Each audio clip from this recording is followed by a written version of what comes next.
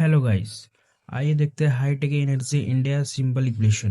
What is this news? यह news क्या कहना चाहती है? यह खबर न्यूज़ को बता रही है कि हाईटेक एनर्जी इंडिया ने साल 2026 में पहले ही 102% का शानदार रिटर्न दिया है, लेकिन विशेषज्ञों का मानना है कि यह कंपनी के बढ़ने की संभावना अभी भी बनी हुई है। Think of it like this. इसे ऐसे समझें, भारत में अधिक पावर ट्रांसमिशन लाइनें, नवीकरणीय ऊर्जा प्रोजेक्ट्स, एक डेटा सेंटर और स्मार्ट बिजली नेटवर्क बनाए जा रहे हैं।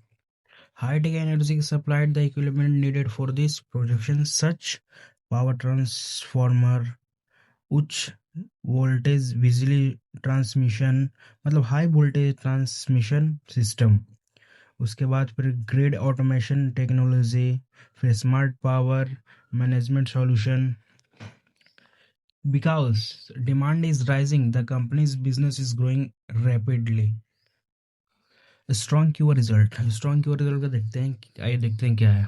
The company reported excellent quality result, profit increase 29% compare to last year, EBITDA increase 63%, result were better than what analysts expected, मतलब जो एक्सपेक्ट था उससे बेटर था।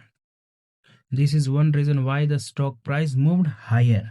यही एक प्रमुख कारण है कि कंपनी के शेयर की कीमत में तेजी बढ़ोतरी देखने को मिल रही है। Why Jefferies increase target price. Jefferies का मानना है कि कंपनी की भविष्य की कमाई पहले के अनुमान से अधिक मजबूत रहने वाली है। They keep their buy rating, increase target price from 25,000 to 43,145। Expect growth from, expect करते हैं वो ग्रोथ किससे? HVDC power projects, data center और export business, India transmission and distribution expansion, इनसे वो एक्सपेक्ट करते हैं। What is एसबीडीसी? एसबीडीसी मतलब कि हाई वोल्टेज डायरेक्ट करंट।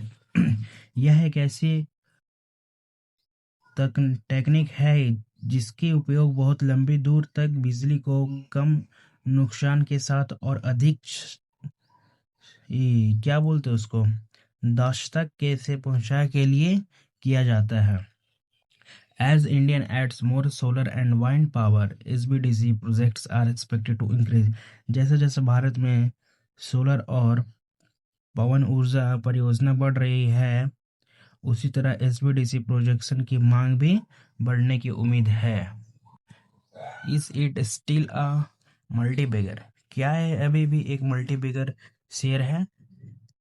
इस लेखा का मुख्य संदेश, कंपनी का भविष्य अभी भी मजबूत दिखाई देता है। कंपनी के उत्पादों और सेवाओं की मांग लगातार बढ़ रही है। कंपनी की कमाई में भी वृद्धि हो रही है, लेकिन शेयर पहले ही 102% का शानदार रिटर्न दे चुका है और लगभग दोगुना हो चुका है। और यहाँ पे देखिए, भविष्य में रिटर्न की रफ्तार थोड़ी धीमी हो सकती है और यह कंपनी के मुनाफे में लगातार वृद्धि पर निर्भर करेंगे। इसका जो फ्यूचर में वो जो रिटर्न है वो कम हो सकता है, स्लो हो सकता है।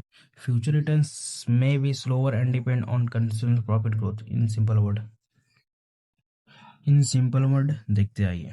आसान पैसा शायद पहले ही बन चुका है, लेकिन यदि कंपनी लगातार अच्छे नतीजे देती रहती है तो लंबे समय में इसके विकास की संभावनाएं अभी भी मजबूत दिखाई देती है। मतलब क्या है, शेयर पहले ही काफ़ी बढ़ चुका है, इसलिए आगे 100% जैसी तेज़ी बढ़ोतरी मिलना मुश्किल हो सकता है। लेकिन कंपनी का बिजनेस मजबूत है।